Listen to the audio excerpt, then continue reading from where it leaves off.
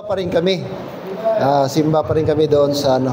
Alright, let's come to the Lord in our Bible reading, please. Acts chapter 6, verse 4. Acts chapter 6, verse number 4.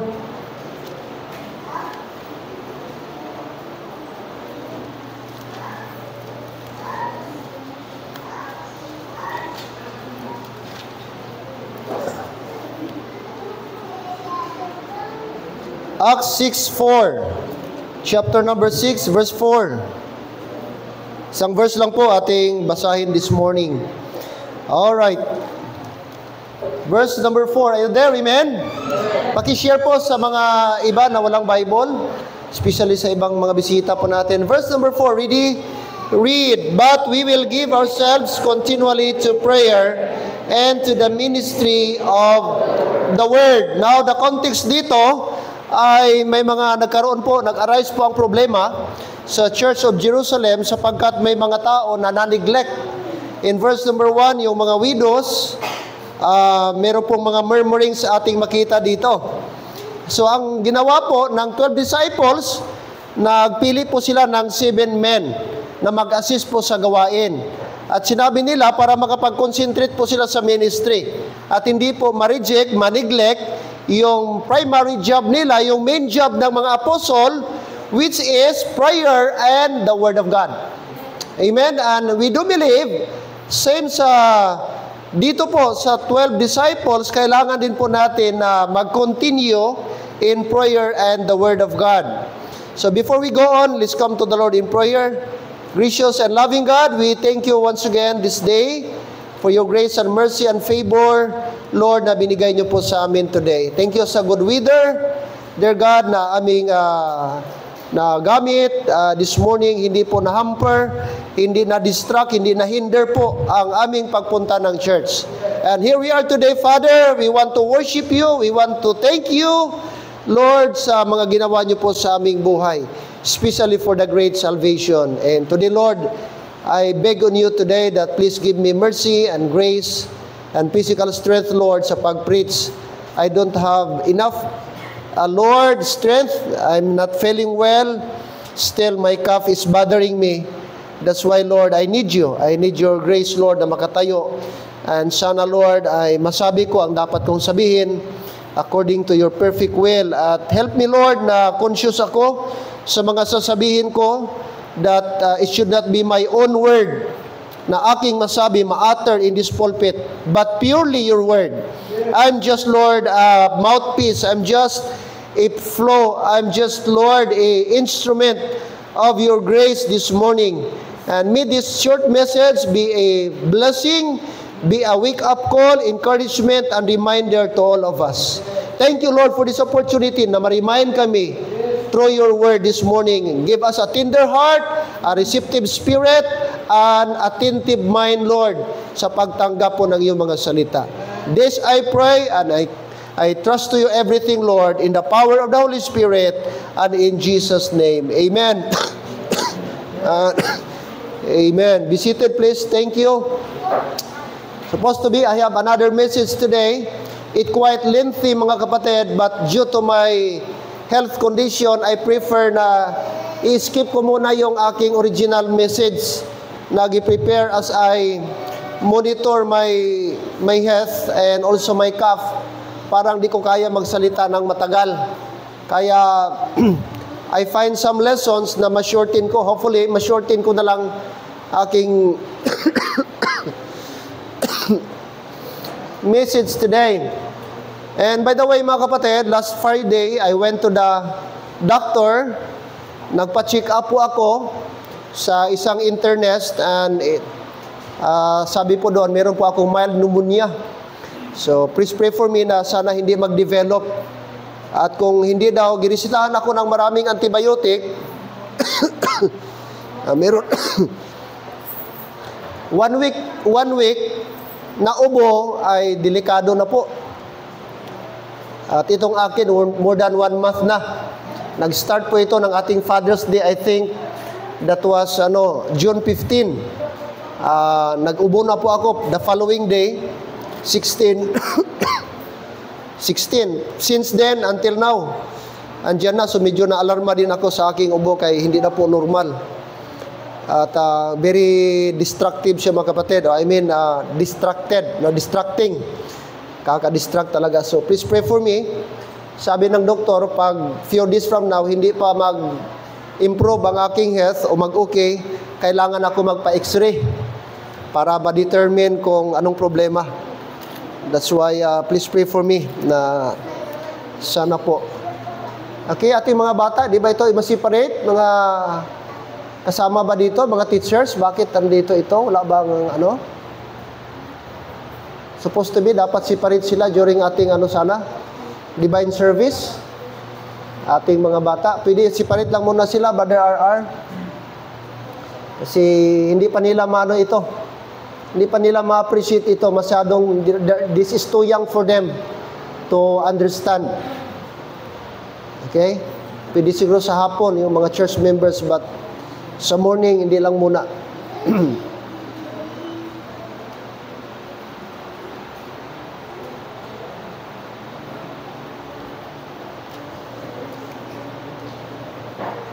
Fourfold ministry of the body of Christ. Fourfold ministry of the body of Christ. 4 na ministry. In fact, marami ito. Pero gawin ko lang pong 4 na ministry sa member of the body of Christ. Okay? Are you a member of the body of Christ? If you are saved this morning, you are a member of the body of Christ. Now, when we talk body of Christ, member of the body of Christ, talks about all saved. It talks about all believers. Washed, purchased by the blood of Jesus Christ. It will not matter if you are baptized or not. It doesn't matter if you're a member of the local church or not. Automatically, if you trust the gospel, the Bible says you became member of the body of Christ. And Christ is the head of the church. So if you are saved today, you are member of the body of Christ. And because you are member of the body of Christ, it is supposed to be, mga kapatid, dapat nating gawin ito. Sa mga saved, katulad po sa atin. Now, first ministry of the body of Christ, number 1, worship. Worship, that is essential. And that is fundamental, basic, for the body or for the members of the body of Christ. For all saved. Amen? If you are saved, then it is natural for a Christian to worship his Savior. Amen. Let's go to Hebrews, very familiar verse. Hebrews chapter number 10. It's very familiar verse. 25. Hebrews 10:25, not forsaking. Take note the word, not forsaking, in a negative sense. The writer of this book reminds us that there are things we do not or we should not forsake. The word forsaking, do not abandon. Don't reject. Don't take it for granted. Amen. That's the word, do not forsake. Not forsaking the assembling of ourselves together. Okay? Sinong sinabihan yan? Hindi po mga unsaved. Hindi po mga unbeliever. Ang binigyan ng instruction ay ang mga ligtas. Ang mga members sa body of Christ. Are you saved? Amen? That's why we need to be reminded, mga kapatid, that is good reminder. Do not forsake. Ibig sabihin, may repercussion. Ibig sabihin, may negative effect kapag atin po itong gi-forsake. Okay? Do not forsake the assembling of ourselves together. Very sad, marami ng mga members or some members today na marami ng Sundays na di na natin nakikita. I'm very sad. How I wish na mapuntahan ko kung medyo mag-okay ako. But sana maintindihan natin na basic, mga kapatid, ang pagpunta ng church. Don't you know, going to church is biblical. To worship the Lord is biblical. It's not just a routine, but it is an act of your worship. Even ang mga cult nag-promote na magsimba. Amen? Meron talagang specific instruction ng Panginoon. Kung itong mga non-saved, itong mga so-called cults, mga kapatid, gibigyan nila ng emphasis, importance, yung church worship nila, how much more to us who are saved? Blood bought by the Lord Jesus Christ. That's why He said, do not forsake, do not abandon, not forsaking the assembling of ourselves together, as the manner of some is. Hey, notice, it should be our manner. Going to church, it should be our attitude. Going to church, it should be our habit. Hello? Kung ang estudyante, habit niya magpunta ng school, Monday, Tuesday, naging way of life niya. Ang isang empleyado, naging way of life niya, naging part of his life, going to his office, going to his workplace. Dapat ganun din sa church. Dapat maging bahagi natin ang pagpunta ng church, maging life natin, maging lifestyle natin ang pagpunta ng church. Dapat walang Christian na, mga kapatid, dumating sa point nila yung sasabihin nila na parang anong tawag doon, na-bored na sila sa pagpunta ng church. Ang tunay na saved kapatid, excited pumunta ng church. Hindi ka na dapat i-text, hindi ka na dapat i-follow up, hindi ka na dapat bisitahan because naka-imbid na po sa isip mo that church life is part of your Christian life.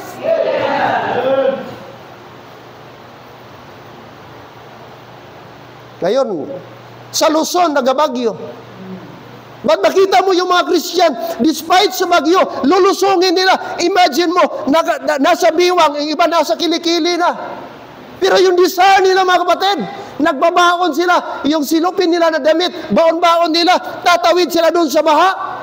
Just imagine, that is, mga kapatid, makita natin yung spirituality, makita natin yung desire.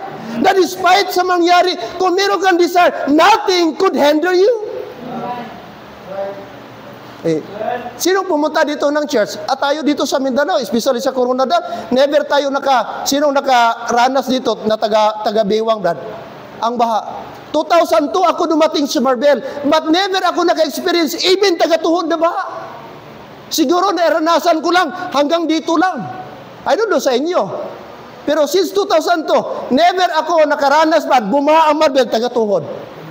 Diyan sa amin sa Usita, I'm talking Usita. I don't know, maybe sa ibang lugar ba, medyo mababa. And what's my point? My point is, kung talagang may desire ka, walang bagay na makapaghihindir sa'yo. If you are on fire for God. Oh, imagine mo kung nasa Luzon ka ngayon na mag-church. Nung nag-cater sa amin, Maragondon, Cavite, si Pastor Gary Doki. Ang kanilang church, nung nandoon pa kami, sa Bacoor, Cavite, ang Bacoor, Cavite talagang, ano pala yan, meron siyang Cavitex, meron siyang expressway, tapos naharangan yung tubig, papunta na doon sa kanilang lugar. Tapos yung kanilang simbahan, medyo angat ang ito yung road, ito yung simbahan nila, ito yung kanilang tawag dito, flooring area. Nung sige baha, ang tubig nakadungaw na. Talagang inch na lang, papasok na sa flooring nila. I don't know, kasi yung pag-alis namin, sige pa baha. Mga kapatid, ganun ang kanilang sitwasyon doon. Bago ka makapunta sa church, lulusong ka ng almost 1 meter. Kasi may point, mga kapatid, we are so privileged dito. But very sad, hindi natin take advantage yung privilege na maka-worship tayo sa Panginoon. The Bible is very clear. I do believe, Hebrews chapter 10, verse number 25, regardless sa sitwasyon natin, may problema ka, wala. May bigas ka, wala. May pira ka, wala. Still, the Bible says, do not forsake. Very sad kung minsan, bigas lang tayo, panahon lang natin, weather lang, hindi na tayo nakikita sa church. May problema tayo, may conflict tayo sa relationship, sa pamilya, sa marital problem. Yun ang reason natin na di tayo makapunta ng church. O titignan natin, very pity. Compare, mga kapatid, don't you know, early Christians, first century Christian, it takes their life para pumunta ng church. Mag-worship sila.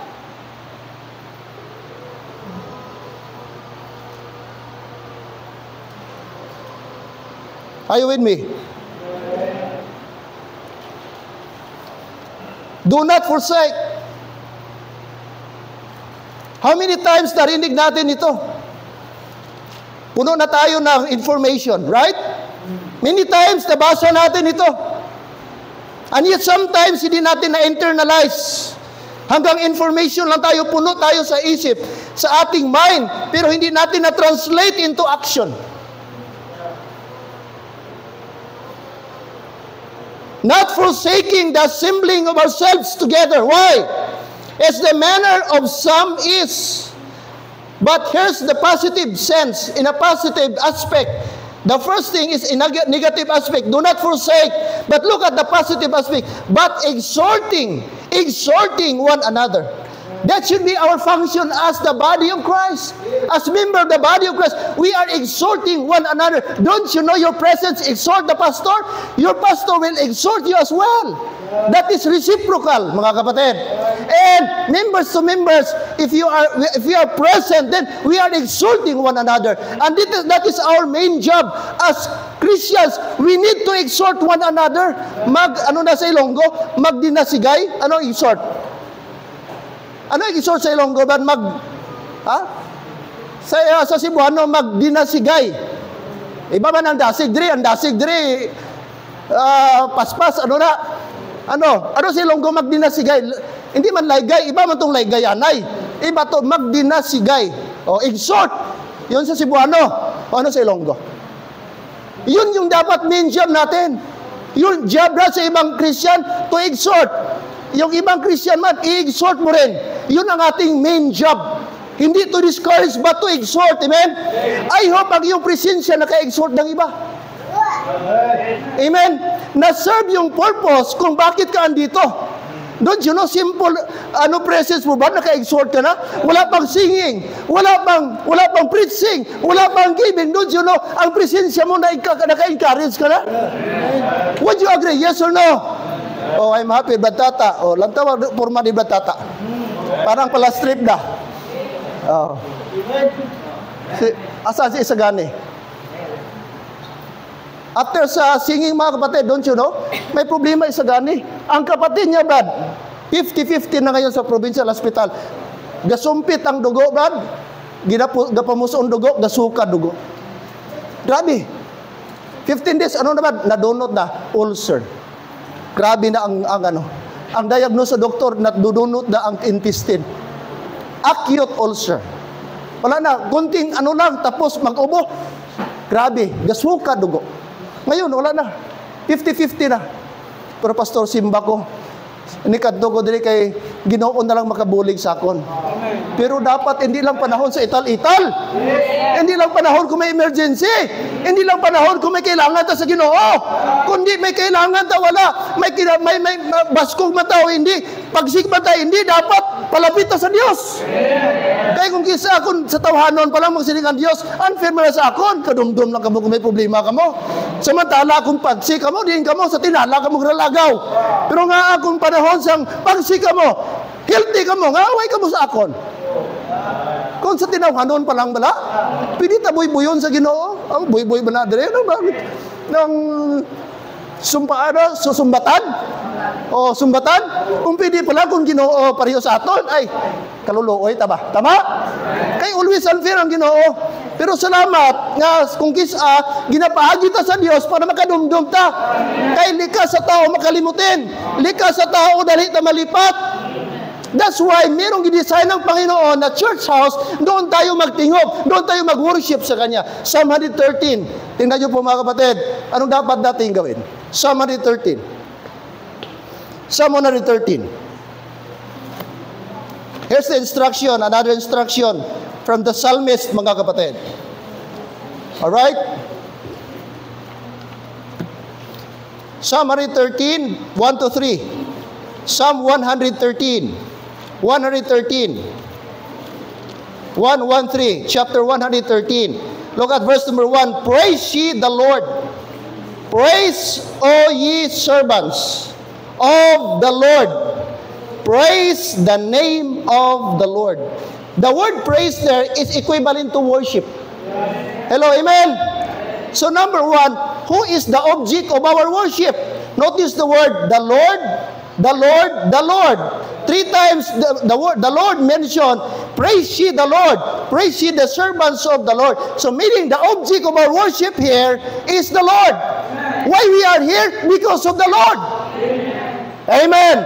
It is the Lord. The reason why we are here, it is the Lord. No other person but the Lord. Amen.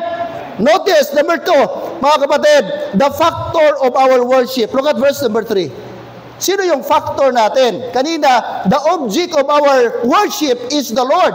Look at number 3. Number 3, from the rising of the sun unto the going down of the same, the Lord's name is to be praised. So what is the factor of our worship? From the rising of the sun until, verse number 2, verse number 3, okay, from the rising of the sun unto the going down of the same, the Lord's name is to be praised. Hey, listen mga Christians, hindi ibig sabihin tapos na ang simba, tapos na ang worship. Minsan sabi natin, natapos na ang simba. No, mga kapatid, kung titingnan mo, sabi ng Bible, mula pagsikat ng araw hanggang paglubog ng araw, yun dapat ang duration ng simba natin. Dapat tuloy-tuloy yon. Simba pa rin kahit nagkakain ka, kahit nagasista ka, simba pa rin yun, mga kapatid. Dapat non-stop ang ating pag-praise sa Panginoon. Ang ating pagpuri sa Panginoong Diyos. Mula nung nagsikat ng araw, dapat nag-start ng worship mo. Ibig sabihin, sa balay pa lang, Brad, may worship na. The moment, mga kapatid, na ikaw ginising ng Panginoon, enough reason na yun na mag-worship ka sa Kanya. Imagine mo ba, kapatid niya, ubulang gamay, dugo gagwa. Gamay daw ng hulag.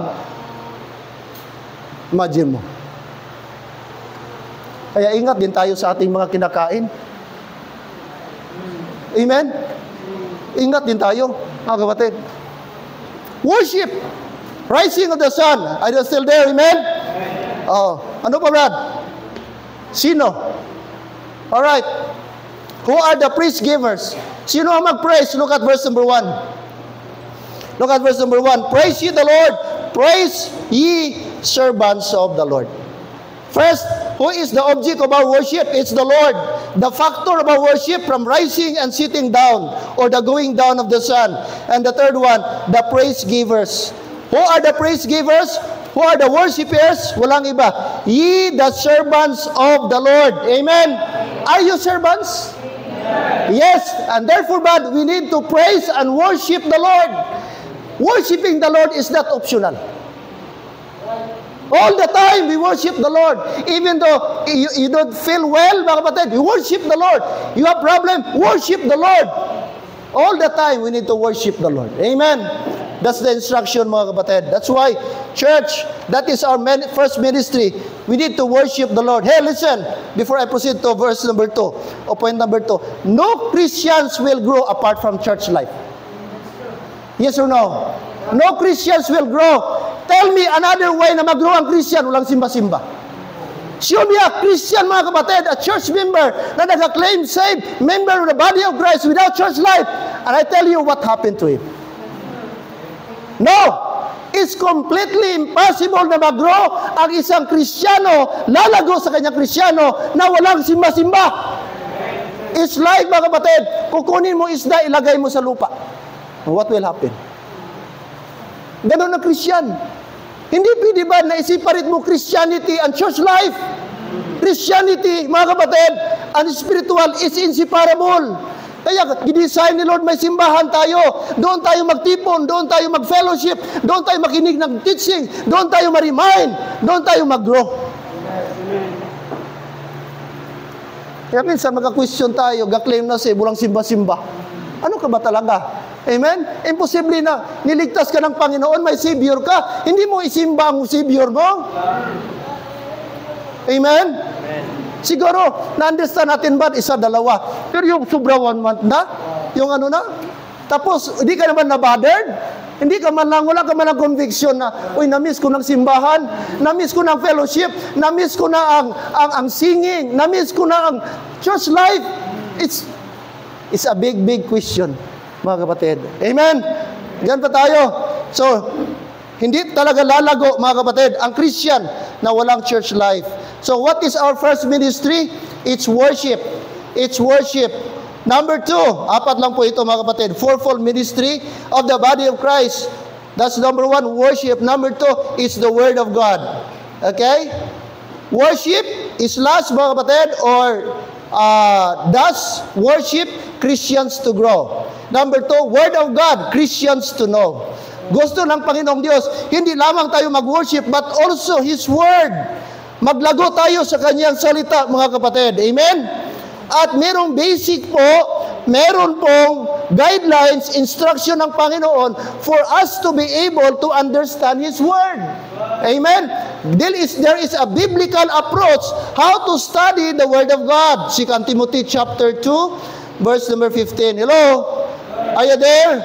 Alright, 2 Timothy chapter 2. Once again, this is familiar passage of Scripture. Look at verse number 15. Look at verse 15. Chapter 2, verse number 15, 2 Timothy. The Bible says, study to show thyself approved unto God, a workman that needeth not to be ashamed, rightly dividing the word of what? The truth, the word of truth. The Bible is the word of truth, but there is biblical approach on how to study the Bible. The first word there is study. And that word is study, it is imperative. It's not optional. Hello? It is a must. It is a command from the Lord for all Christians. We need to study so that we will not be ashamed. Amen? Study the Word of God. And how to study the Word of God? What's the method on how to study the Word of God? Look at verse number 16 or 15 again. Rightly dividing the Word of truth. We need to rightly dividing the Word of truth. All the words of God are truth. Amen? There's no error. The Bible is perfect. Hello? It's infallible. Praise the Lord. But mga kapatid, we need to study, or we need to rightly dividing the Word of God to avoid confusion and seemingly contradiction. Sometimes we know the Bible has contradiction because we do not apply the rightly dividing the Word of God. Okay? We need to divide it. Jeremiah 23:28, another passage of Scripture. Jeremiah 28. Jeremiah 28, mga kapatid. Okay? Look at verse number 28. 23:28. 23:28. Jeremiah chapter number 23, verse number 28. May I request everybody to please read. Chapter number 23. Look at verse number 28. Verse 28. Ready? Read. The prophet that hath a dream, let him tell a dream. And he that my word, let us speak my word what? Faithfully. What is the chaff to the wheat, saith the Lord. It's very clear. There is instruction. Amen? That anyone who speak the word of God should speak the word of God faithfully. And there is a guideline, Brad. You need to separate the chaff and the wheat and the chaff. Otherwise, if you mix it, there will be confusion. That's a lot of churches right now. Is seemingly they mix all together. There is a distinction between Israel and the body of Christ. Israel is Israel. The body of Christ is the body of Christ. There are commands intended for Israel, and there is a command specifically given to the body of Christ. So we should not mix it, amen? Otherwise, there will be confusion in your mind. And you conclude someday, there is an error in the Bible. Simply because, but you fail to distinguish between the chaff and the wheat. Praise God, amen. For the blessing God gave into us. The rightly dividing the Word of God. Sometimes, pag salabing, rightly dividing, grupo po yan. Hindi po yan grupo. That is biblical method on how to study the Word of God. That is biblical approach on how to study the Word of God. Do not mix. Bakit, Pastor, sabi ng Bible sa Mateo, pag hindi ka nagpatawad sa kapwa mo, hindi ka rin papatawarin ng Ama. So, ibig sabihin, conditional po yan. Pag namatay ka, di ka nagpatawad, impyerno ka. Kasi ang patakaran doon, magpatawad ka upang patawarin ka. Sabi ng doon, pero bakit sinabi ni Pablo, magpatawad ka, kagaya na ikaw ay pinatawad ni Kristo. Mga kapatid, may pinag-iba po. Kaya dapat maliwanag. Ano po bang Biblika? Kaya minsan wala tang gana magbasa ng Bible kasi di natin naintindihan. Kaya doon papasok yung rightly dividing the word of truth. Mga kapatid, it will unlock all confusion if you use the word, the rightly dividing the word of truth. Amen. Separate the chaff and the wheat. Huwag mong paghaluin. Ano, Brad, ang chaff, Brad? Upa? Ano na? Anong chaff pag magano ka ng palay? Tapos, apa? Labhang. Amin sa labhang, Brad, yung pagtapos galing na. Basta galupad na, muna. Pag magpahangin ka, galupad. Chaff. So maliwanag po ang Bible, mga kapatid, na meron pong instruction, okay, doon po sa Old Testament na hindi natin pwedeng i-apply sa ating panahon ngayon. We do believe that we are in the dispensation of grace. We do believe we are no longer under the law. We are in the grace period, mga kapatid. And therefore, praise the Lord, there is a specific instruction for us, the body of Christ, and there is a specific, mga kapatid, apostle given to us, and that is Apostle Paul. That is Apostle Paul. We do not idolize Apostle Paul, mga kapatid, but he is the minister. He is the apostle given to the Gentile, and of course, the dispensation of grace. Amen? Kaya we need to study. We need to study, mga kapatid. And every Christian should be studious. Wala dapat maging tamad. Kasi pag ikaw ay walang alam sa Bible, malamang, mga kapatid, ikaw ay madisib ng dyablo, madisib ng maring turo. May marami ngayong mga course, mga kapatid, pupunta sa mga bahay-bahay. Tapos ang purma dahil pang mga baptist. Nakapurma yan, nakaano yan. Brother, meron kang isi-share. Pwede po ba mag-Bible sharing tayo? Ngayon, wala kang alam. Kapatid, wala pong impyerno. Kasi si Lord Jesus Christ, John 3:16, alam mo ba? Ikaw mag-Christian, siyempre, John 3:16. Kasi paki-memorize, feel mo pa memorize, for God so loved the world that He gave His only begotten Son, that whosoever believeth in Him should not perish but have everlasting life. Tama. Kita mo, loving God. Di ba si Kristo, sabi niya, for God so loved the world that He gave His only Son. Therefore, wala impyerno. Gali. Palangga ka sa Ginoo. Paano magsilinga? May impyerno, kapalangga ang Ginoo, tapos ang tao, ikato niya sa impyerno. Wala impyerno. Ang impyerno, buot sila nga, lulubngan lang na. Gali, mali, galito na batian ko sa simbahan mo. Jehovah Witness ba, nag-share? Don't you know, Jehovah, they doesn't believe on hell, literal hell. Kaya para sa kanila, yung hell na yan is libingan lang. Natulog lang. Wala talaga hindi yung literal na impyerno na hell na kalayo, but hindi naniniwala yan. Sapagkat they believe Jesus Christ is a loving God. Ngayon, wala kang alam. Sige ka lang, gali. Dugay. Why na? Saksi ni Jehovah ka na. Ikaw naman naglakat-lakat dito ka, gamay lang donation. May gamay nga balasaon kag donation, saan pila lang? Yun ang problema. Pag wala tayong alam sa Word of God. Kaya dapat mag-study tayo. Kaya Brad, ang kuman na yan, sa lahat yan, matagal ka ng Christian, bago kang Christian, o ano ka mang Christian, dapat mag-study tayo. Pati pastor mag-study. And study, mga kapatid, is a non-stop duty of the Christian. Mag-stop na yan, pagpatay ka na, patay na ako. Doon na, mga kapatid, mag-stop na tayo doon. Pero hanggat buhay tayo, kaya dapat, mga kapatid, mag-learn tayo. Amen. And one way tayo mag-learn by coming to church. Kaya nga, attend Sunday school. Hindi ka magsabi na, divine service na lang, hindi Sunday school. No! Don't you know, marami kang mag-learn kung Sunday school. Alam niyo po, ang divine service, lecture yan, pangmasa na lang yan, Brad, ano lang yan, general lang yan. Pero ang proper na learning, nasa Sunday school. Pwede ka dyan after the, makatanong ka. Itong verse, sa Sunday school teacher, pwede ka makatanong, wag lang during sa Sunday school. Yung tapos na lang. Hello, amen? Maraming learning sa Sunday school. Kaya wag niyong i-neglect ang Sunday school. Wag kang laging mag-skip sa Sunday school. Hello, members? Yan ba tayo? Study. Separate, mga kapatid. Jeremiah said, separate the chaff from what? From the wheat. Acts 17:11. Naano ko na ito? Na-preach natin ito several Sundays ago. But this should be our model. Acts 17:11. Acts 17, verse number 11. Acts 17. This should be our attitude. This should be our habit like the Bereans. 17.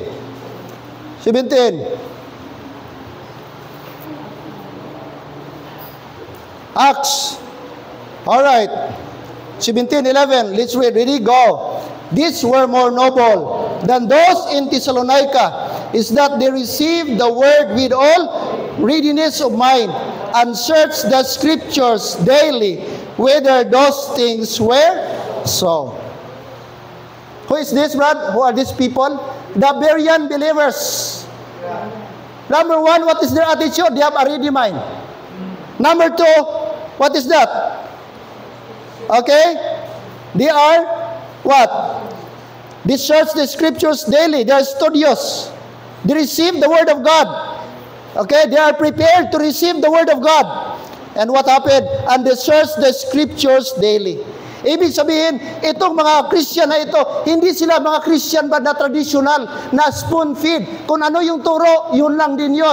Wala na. Hindi po. Pagdating nila sa bahay, di double check yung kanilang narinig, whether those things were valid or not. Hindi lang sila kaagad na, pag may narinig, tanggap lang na tanggap. Wala na silang double check. Hindi po. Sila nila, Brad? Cautious sila, napaka-diligent nila, napaka-studious nila, na even sa kanilang bahay, they still study the Word of God to verify whether it is true or not. Di ba napakaganda? Na dapat ganun tayo, mga Berean din tayo. No? Studious tayo. Hindi lang yung ganun. Maghintay ka lang. Kaya nga dapat, walang Bible dapat na maiwan sa church kung Sunday. Oh. Sabi ni Ate Lina, Pastor, nagbabasa din po ako ng Biblia. Oh, praise the Lord. Oh, tanong siya, Pastor, kahapon nag-visit kami sa kanya. Pastor, ano po ba? Yung dugo-dugo ba? Bawal pa yan sa atin o ano? Anong sagot doon?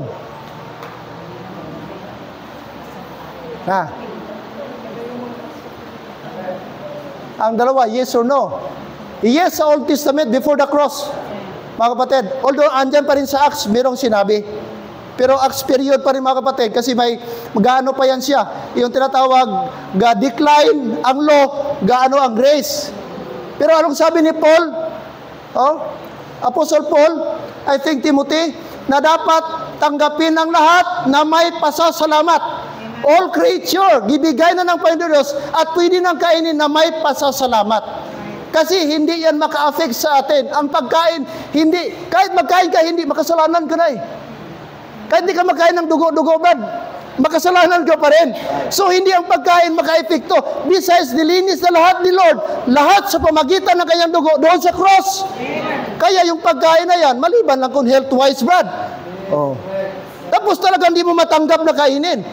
Doon sa Cambodia, ipis, Brad, baligya. Paniki, Brad, baligya. Paano kung magpunta ako doon tapos ipakain sa akin? Ay, hindi pwede. Kung di mo kayang kainin, huwag mong kainin. Pangalawa na bawal, huwag kang kakain kung may kapatid ka na ma-offend. Na immature pa. Halimbawa ako, pwede ako magkain ng dinuguan. Pero may kapatid ako na ma-offend. Sabi ni Paul, better huwag ka. Kasi weak pa yung isa. Baka matisod yung isa. So for the sake sa kanya, hindi ako magkain. Hindi doktrina ko, kundi for the sake sa aking kapatid. Amen. Amen. Yun ang sabi ni Paul. Pero nilinis na, sabi ni Lord, ang lahat ay nilinis na sa dugo ni Kristo. Kaya pwede man ba personal mo, ayaw mo magkain ng dugo-dugo, pero huwag mo gawing doktrina kasi yun ang mali.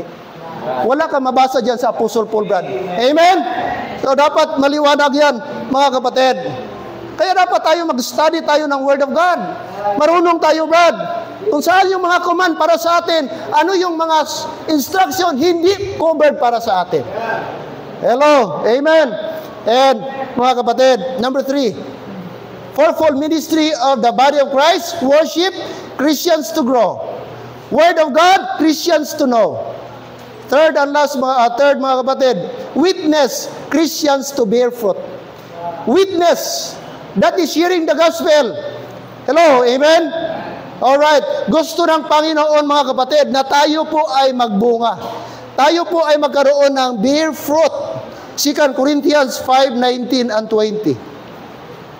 2 Corinthians, and we have the ministry. We have this kind of ministry. 2 Corinthians chapter number 5. Chapter number 5. verse 19 and 20. 2 Corinthians chapter number 5, 19 and 20. Alright? To wit, what God was in Christ. Are you there? Amen? 2 Corinthians, I am reading 2 Corinthians chapter 5, verse 19. To wit, that God was in Christ, reconciling the world unto Himself, not imputing their trespasses, that is positionally. Alright? Our sin was imputed to Christ, and Christ imputed to us His righteousness. Unto them, and hath committed unto us, notice the word, what was committed unto us? The word of, louder please, amen? Reconciliation. So God commit to us that word of reconciliation. And look at verse 20. Now, there is a transition, sabi ni Paul. Now then, we are ambassadors for Christ, as though God did visit you by us. We pray you, in Christ's stead, be ye reconciled to God. So church, what is our ministry? The ministry of reconciliation. Alright? The ministry of reconciliation. Every Christian, every individual, every member of the body of Christ should be mga kapatid, an instrument na ma-reconcile natin between sinner to Christ. Amen. We do not believe on Calvinism. Amen? Ano ang Calvinism, Brad? Ano yung nila ba? Tulip. Ha? Tulip. Anong letter T? Ha? Total depravity. They believe na ang tao walang capacity na mag-response, patay siya, at wala siyang capacity mag-response sa gospel. No, that is wrong. Anong sabi ng Bible? Romans chapter 10, verse number 17. Sabi niya, faith cometh by hearing, and hearing by the word of God. Now, paano ma-develop ang faith kung walang patay ka, di ka ka-response doon? So sabi nila, kailangan kang buhayin bago ka i-regenerate. Kaya sa kanila mga kapatid, sa mga Calvinists, ang faith, regalo. Sabi ng Ephesians 2:8, for by grace are ye saved through faith, and that not of yourselves. So pag-interpret nila yon, yung faith na yon, hindi sa iyo, kundi galing kay Lord. Girigalo sa iyo bago ka maka-response sa iyo. That is wrong. Kasi sabi ng Romans 10:17, faith cometh by hearing, and hearing by the word of God. So paano tayo ba nag-develop ang faith natin? Because we hear, we listen, we respond to the truth. Kaya hindi total depravity mga kapatid. And they believe, ano daw? Anong letter L? Limited atonement. Namatay si Jesus Christ, they believe on atonement, but limited lang, hindi sa whole world. At yung limited na yon, are you still listening? Yung mga elect lang. Kasi ang Calvinism, it teaches, Brad, that ang tao destined na, pinili na ng Diyos, sinong mapalangit at sinong maimperno. Kaya kahit anong gawin mo, Brad, kay langit ka na, wala ka na magagawa. At ikaw din, kahit gusto mong malangit, wala ka rin magagawa, kaya napili ka na paimperno. And that is completely erroneous. Kalulooy. So kung di ka mapilian, kahit gusto mong masave, ako di ko gusto masave, pero kaya napili ako, wala akong magawa. So unfair. Ito naman isa, gusto masave, walang chance masave kasi nakadestined siya sa impyerno. So di ba unfair ang ginawa na? Masyadong teaching, Brad. Kaya mag-ingat tayo kasi marami ng Calvinism ngayon. Mga churches nag-adapt ng teaching of Calvinism. Ha? Anong sabi ni John? I think, Brad, John chapter 1 verse 29, behold the Lamb of God which taketh away the sin of the world. Anong sabi niya? World. Kasama doon mga kapatid, lahat po yun, hindi lang elect. Kaya mag-iingat tayo. Kasi kahit sa internet ngayon, Brad, andyan na yung Calvinism. At pag hindi tayo maingat, akala natin madala tayo. Ingat tayo, teach mga kapatid. Kaya, church, we need to study and we need to be more studious in the Word of God. Hello, amen? So we have the reconciliation, the ministry of reconciliation. Kaya sulwining tayo. Kung wala lang tayo, dapat schedule ako ngayon, Brad. Katapusan ngayon, dapat maglabas tayo. Ipagpatuloy natin, church, ang ating by purok-purok every last Sunday. Amen? Oh, masaya mga kapatid magsulwining. masarap mga kapatid makawin ang kaluluwa. Kaya pagpatuloy natin. Okay? And you know what? God wants us to be fruitful. Amen? Colossians 1:10. Colossians chapter number 1, verse number 10. Colossians chapter 1, verse number 10. Colossians chapter 1. Colossians chapter 1, verse number 10. This is the prayer of Apostle Paul to the Colossian believers. Chapter 1, verse number 10. Let's begin reading verse number 9.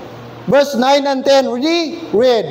For this cause we also, since the day we heard it, do not cease to pray for you, and to do this might be filled with the knowledge of His will, in all wisdom and spiritual understanding. Verse 10, that ye might walk worthy of the Lord, unto all pleasing, being fruitful in every good work, and increasing in the knowledge of God. Amen. Church, ito yung prayer ni Paul. Hello? Underline the word there in verse number 10. The Bible says, that ye might walk worthy of the Lord unto all pleasing, being fruitful. Before the cross, dispensationally speaking, anong sabi niya doon, Brad? Anong sabi niya doon ni Sabok? That ye bear much fruit if ye abide in me. John chapter 15. If I'm not wrong, let's go to verse number 5. John chapter 15, verse number 5. Anong sabi doon? Ni John. Sa sulat ni John. Verse number 5. 15. Alright. Sabi niya. Abide, verse number 15. Chapter 15, verse, for I am the vine, ye are the branches. He that abideth in me, and I in him, the same bringeth forth much fruit. For without me ye can do nothing. Dispensationally speaking, this verse given to Israel. This is not for us, mga kapatid. This is addressed to the Israel. If you remember, read later. Lahat nakasulat na pula para sa Israel. Pero sa atin, dito po mga kapatid, sa sulat ni Apostle Paul, sabi niya, being fruitful. Ibig sabihin, ano ka? Dapat kung Christian ka, 5 years ka na Christian, hindi nga isa lang yapon verse mo. Ibig sabihin, amen? Matagal ka ng Christian, tapos ang verse mo, balik-balik. John 3:16 lang yapon, Brad. Hello. Don't you know, maraming Christian, ganun pa rin.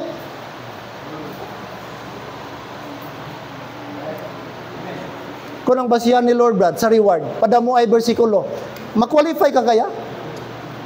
Makwalify ka kaya na isa ka doon na masabi member sa Liberty Local Church ng Marbel na kung sasabihin doon, okay, per church may candidate, paramihan ang memory verse. Sino kaya pwedeng i-contestant natin? Meron kaya? Sino kaya?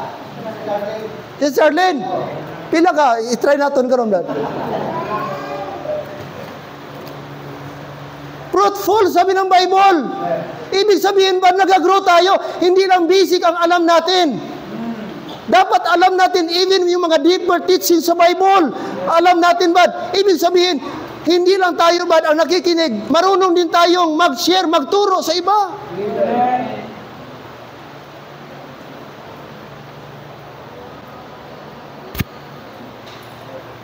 I thank the Lord, my feedback. Oh, Pastor, blessing, Pastor, yung gi-assign mo sa last Sunday. Oh, nagbigay ng message. Praise the Lord, amen?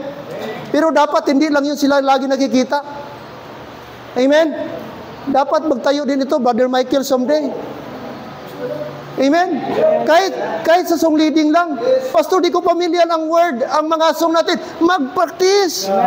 May songbook, pinidalhin mo sa bahay.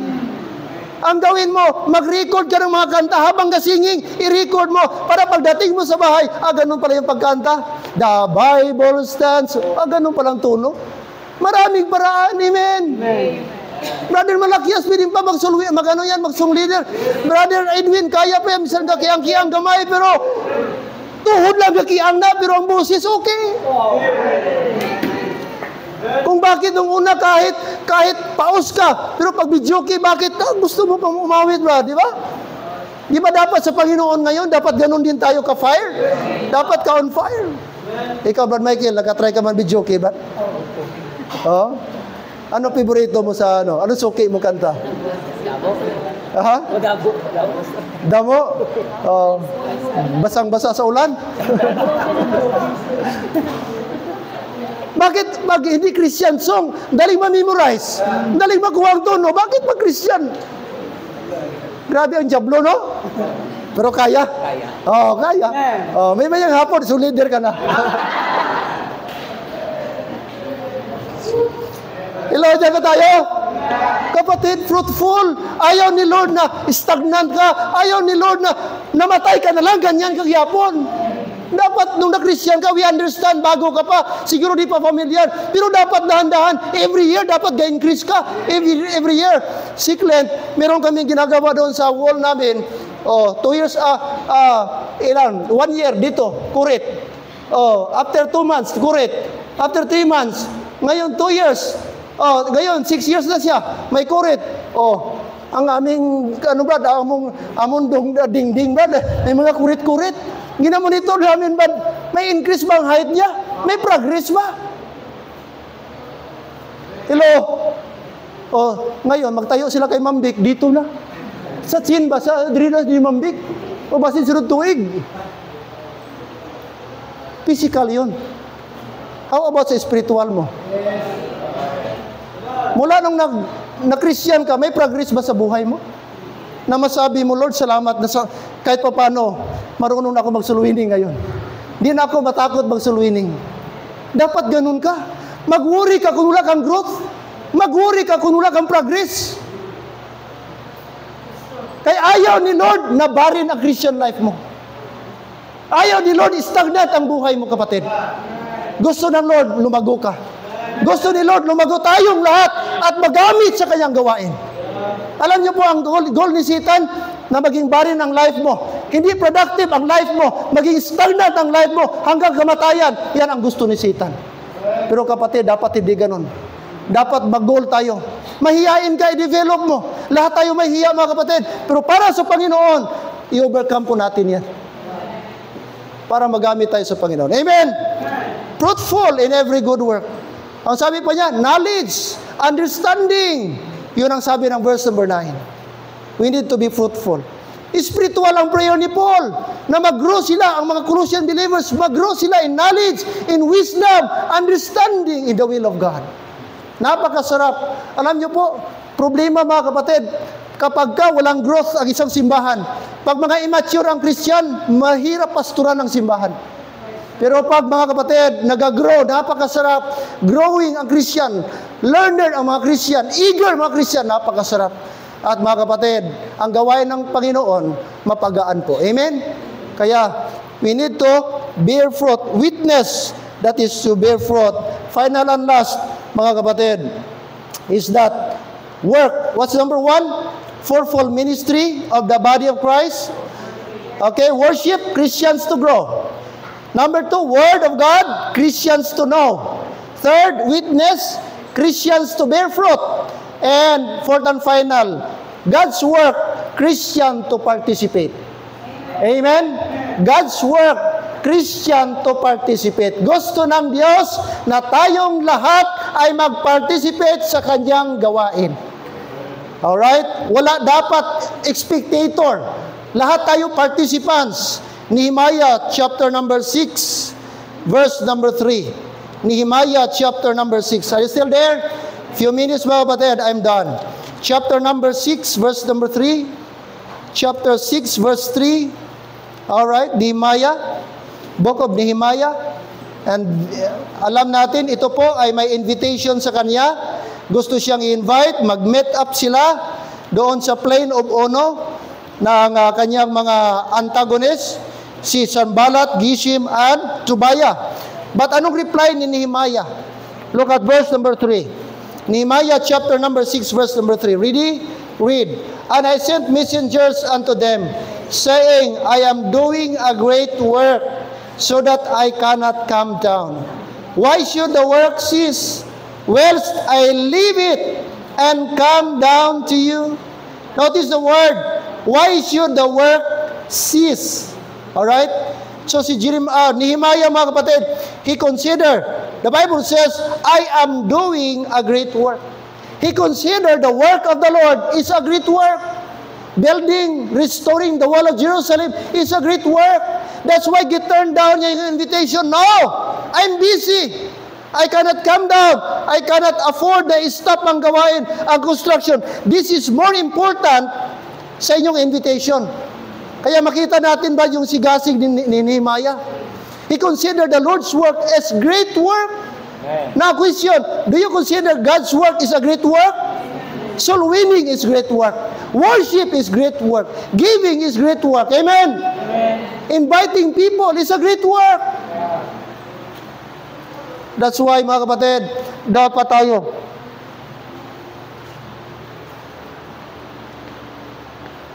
huwag tayong maging relax. Proverbs 89. Proverbs chapter 18, verse number 9. Proverbs chapter 18.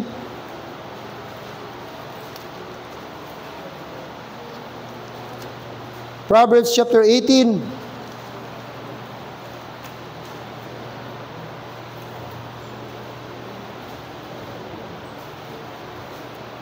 He also that is slothful.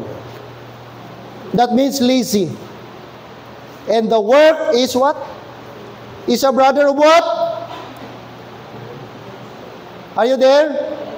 Proverbs 18 verse 9. He also that is slothful in his work is brother to him that is a great what? Waster. So great waster and slothful is the same. If you're slothful, you are time waster. Amen. And how many times, how many opportunity, mga kapatid, na binigay ng Diyos sa atin, and yet we do not take it advantage.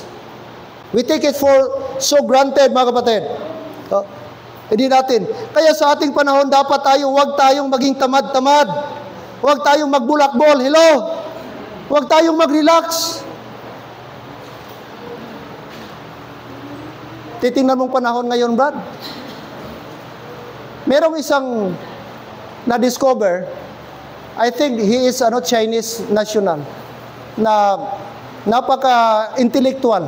Mataas pa ang kanyang IQ kay Albert Einstein at sa iba pa. At isa sa kanyang mga konklusyon, mga kapatid, ito, sabi niya na he believed that Jesus is the Son of God.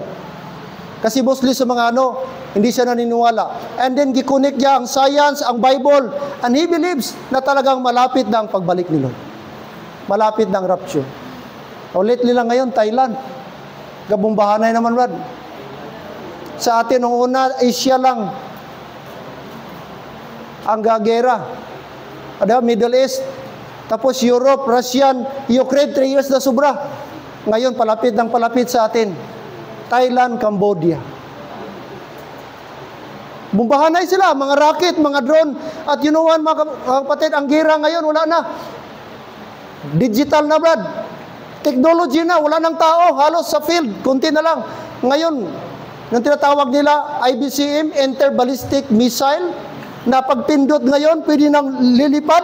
Tapos meron siyang mga warheads na pag doon, matanggal yung ang warheads. Tapos ganon pwedeng maalis sa mapa ang buong Mindanao. 5 lang ka-warheads. Ganon katindi. Pa-advance ng pa-advance ang technology ngayon sa ating panahon. And that is a fulfillment in the prophecy. That's why we need to participate. Amen? I close Acts chapter 2, verse number 42. And we will close, mga kapatid. Acts chapter 2. Acts chapter number 2. Look at this. After sila na-baptize, look what happened. Acts chapter number 2. verse 42. 42. And they that gladly, verse number 42, and they continued steadfastly in the apostles' doctrine. Luke is referring, the word they refers to verse 38 o verse number 41. Sino itong day na ito? Ito yung nabaptize na 3,000. And then in verse 42, and they, referring to 3,000, they continued steadfastly in the apostles' doctrine. What is that? That's number 1. Apostles' doctrine. Next, fellowship. Sunod, breaking of bread, and prayers. These are the 4 areas na nagpatuloy itong mga newly baptized. Look at 46, Brad, and 46. And they continuing daily with one accord in the temple and breaking of bread from house to house, did eat their meat with gladness and singleness of heart. What is that? Participation. Church, dapat walang Kristiyano na spectator lang. Dapat bawat Christian is participants. Mag-participate tayo sa gawain. Anong activity tayo? Dapat nandun tayo. Yes, pastor. Anong pwede kong makontribute, pastor? Anong pwede kong maitulong? Dapat maghanap tayo ng way makatulong. Maka-take part sa gawain in the body of Christ. Nandun ang principle of edifying. In the body of Christ, nandun yung concept of ministering. Hello? Ministering tayo. Who is our example? The Lord Jesus Christ. Pumunta dito hindi para paglingkuran, kundi para maglingkod.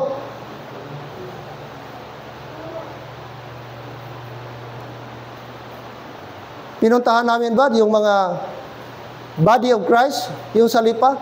Imagine mo, pag may bisita sila nga may-ari sa bahay, mag-tent sa labas. Ang mga bisita, sila yung mag-occupy sa kanilang bahay. Second floor, first floor, CR, mga kapatid, lahat ang bisita, sila nasa labas, nag-attend, nagabaon ng arinula. Imagine mo ng attitude. Kaya mo na? Pag wala kang Holy Spirit, mahirap yan gawin. Pag hindi ka nag-mature, mahirap yan gawin. Imagine mo may anak ka, tapos mag-tent kayo. Tent, maulan, mainit kayo ang tent. Kasi mababa lang. Pero mga kapatid, andon ang joy na nakaminister sila sa mga bisita. Mga taga Luzon, taga Visayas, taga Mindanao, yun ang mga bahay nila. Doon, pinagamit nila mga bahay nila. Tayo, wag, bahay ko yan. Happy kay, ako sa gawa, ikaw wala sa sulod. Swerte ka eh. Yun ang mentality pag wala pa na-develop ba, na-renewed ang mind. Pero pag na-renew ang mind, willing ka mag-sacrifice kasi gusto mo mag-minister. Ang banig, ang kumot, kwarto nila na aircon, pinagamit. Oh. Ang aming ginamit doon sa Cavite, doon kami, only daughter po ng isang pastor. Oh. Yung malaking kwarto niya, doon kami, ako, Brad Ferdy, si Pastor Aldrich, ang anak niya, o doon muna kay nanay, tatay, nagsama. Sa kabilang kwarto, si Pastor Andres, sila din na pamilya. Oh, sacrifice sila. Mga kapatid, kaya natutuwa sila, makaminister sila ng mga ministers. Para sa kanila, it's a privilege makaminister po. Sana ma-develop yun sa atin. By the way, mga kapatid, ang balay mo mana, biyaan mo mana. Amen? Bulak-bulak ba lang na? Di ba masarap na Noong nagpunta, pastors conference dito, sabi ko, Pastor Cesar, doon kayo sa bahay. Oh. Gitry ko yung aircon ni mama nga karaan, tong window type, kundura karaan dat. Gitry ko, andar pa man. Ko daw kuligligaw, tug. Ko, basi maglupok di, dugay na. Pero naglamig pa man. O sige, Pastor, dra ka mo. Oh. Biskan biskan init ba, antos kami, way kami ga-aircon. Pero for the sick, may bisita. It's a blessing maka-minister. Ministering. Participate, amen? Sa gawain ng Panginoon, yun dapat ang body of Christ, and they continued steadfastly in the apostles' doctrine. Mga kapatid, we will close and Galatians chapter 6 verse number 9. Galatians, very familiar? Very familiar? Mga kapatid, 6 verse number 9. Let us read verse 6 and 9 and 10. Verse 6 and 9. Galatians chapter number 6, verse 9 and 10. And let us not be weary in well, what? Doing. For in due season we shall what? Reap if we faint not. Verse number 10. As we have therefore opportunity, let us do good unto all men, especially unto them who are of the household of faith. And mga kapatid, anong sabi dito? Okay? Anong sabi po ng Bible? Verse number 8. Verse number 8. For he that soweth to his flesh shall of the flesh reap what? Corruption. But he that soweth to the Spirit shall of the Spirit reap life. What? Everlasting. Now, anong gusto mong itanim? Yung madunot, reap corruption. Kung nagtanom ka sang flesh, ang imong anihon, corruption. Pero sabi ng Bible, pag nagsuka ng Spirit, ano ang anihon? Life everlasting. Kapatid, dito sa mundo, flesh lang yan. Okay? Worldly lang yan. Yung mga bagay, earthly lang yan. Pero pag nagtanim tayo ng Spirit, mag-ani po tayo. Kaya sana po, mga kapatid, tanim tayo. Tanim tayo ng hindi po makurap. Magtanim tayo ng hindi po ma-destroy. And that is life everlasting. Every head bow, every eye closed. Lord, salamat this morning. Salamat, Lord. Despite po sa aming weather condition, napaka-humid, napaka-init. But salamat, Lord, the Spirit of God is there. The power of God is there, Lord. Salamat for, Lord, the good weather, Panginoon, binigay niyo sa amin. Thank you for the sound mind na naging receptive kami sa iyong salita. And today, Father, help us, Lord, na ma-fulfill namin itong fourfold ministry na binigay niyo po, Lord, for the body of Christ. We need to worship Him, Christians, for us to grow. We need the Word of God for us to know. And we need to witness for us to bear fruit, Panginoon. Lord, give us more souls to be saved. Give us more souls to be baptized. Give us more souls to witness. And give us more lost souls, Lord, na aming maministeryuhan. And above all, help us, Lord, to work for us to participate. It's my prayer that all the members of this local church, Lord, must participate. Anumang gawain namin, anumang mga project ng aming church in the future, anumang activity kami meron, Lord, in the future, help us na meron kaming ministering spirit. Alisin niyo sa amin, Lord, ang murmuring spirit. Alisin niyo sa amin, Lord, ang critical spirit. Alisin niyo sa amin, Ama, ang selfish spirit. Instead, give us a generous heart, Panginoon, para po sa inyo. Like the members, Lord, in the first century church, na makita namin, Lord, ang kanilang eagerness to participate, even though they are still newly baptized, but their heart is there. They wanted to participate the apostles' doctrine. They wanted to participate the prayers, the breaking of bread, and fellowship. What a joy. Lord, in this church, I pray that we should work hard. Participation, we believe, encourages unity. Participation, Lord, lighten the responsibility. And we do believe when there is participation, there is also success. That's why today, Father, I pray that you would help us na ma-fulfill, Panginoon, ang inyo pong kalooban sa aming buhay. Help us, Lord, na magtanim kami ng mga bagay na spiritual, hindi fleshly, hindi temporal, but eternal. Eternal in heaven. May I request everybody to please stand.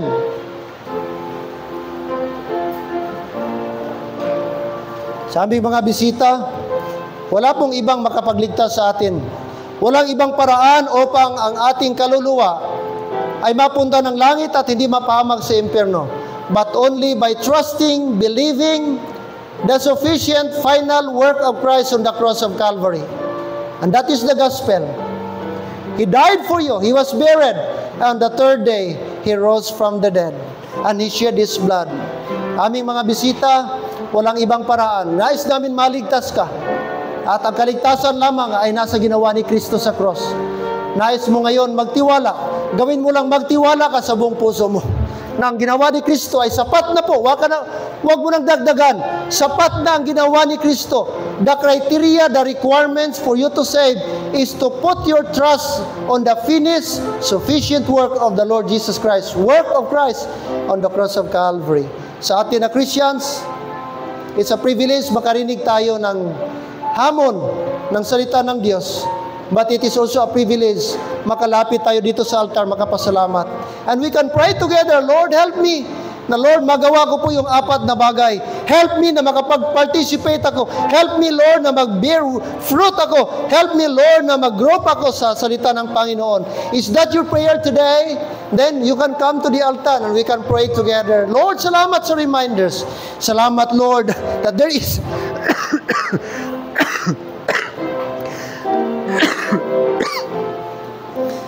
God wants you to be more fruitful in your Christian life. Gusto ng Panginoon, kapatid, bawat isa sa atin ay magamit sa kanyang gawain. Maging fruitful tayo, hindi maging barren, hindi maging stagnant ang ating buhay. Instead, fruitful in His vineyard. Could you please come to the Lord and pray together? Let's pray together. Na Lord, sana gamitin pa tayo ng Panginoong Diyos. Na sana willing tayong mag-minister, willing tayong mag-participate. Amen. Amen.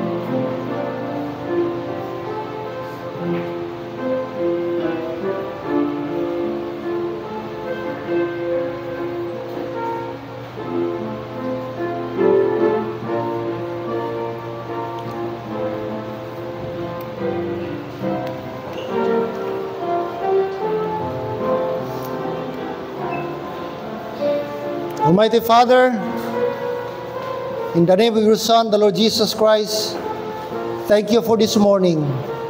Thank you for the good reminders that we have heard this morning. We thank you, Lord, that the Bible will never be run out of truths, will never be run out of instructions, will never be run out of correction.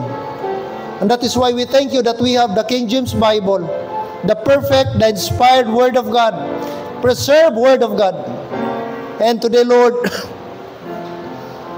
it is my prayer, sana lahat ng mga members, lahat ng Christians, mag-grow pa more in the Word of God, in the knowledge of God. Para, Lord, makarefute kami, madebunk namin ang mga erroneous, ang mga false teaching. Huwag niyong hayaan, kontento kami, Lord, sa aming learning. But help us to strive more and to do more.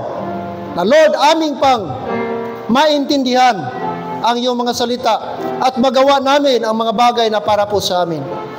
Ngayong umaga, Panginoon, salamat din po sa mga tao who came forward in this altar. I pray for them. Help them, Lord, all of us.